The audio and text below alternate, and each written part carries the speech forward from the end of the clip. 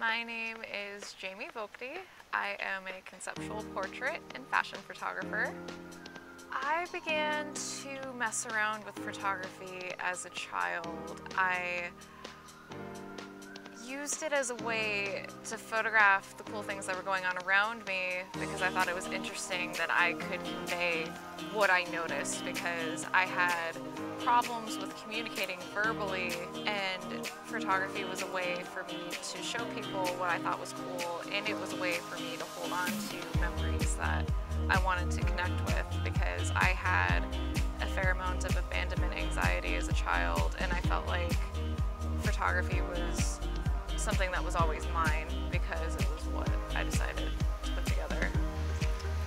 When I started to go to school for photography, I learned quite a bit about product photography, and the lighting that goes into making sure that everything looks good for advertising helped inspire me to play around with compositions of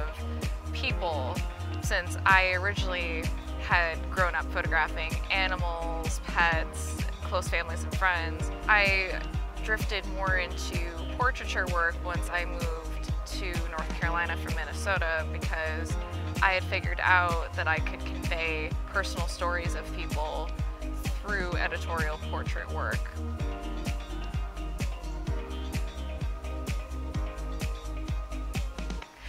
The clients that I usually work with are people who kind of just want to have fun with photography. A lot of people don't follow any certain types of rules. So the challenge that I was brought with learning from fine art and commercial photographers was to try to figure out a way to balance how to work in both worlds.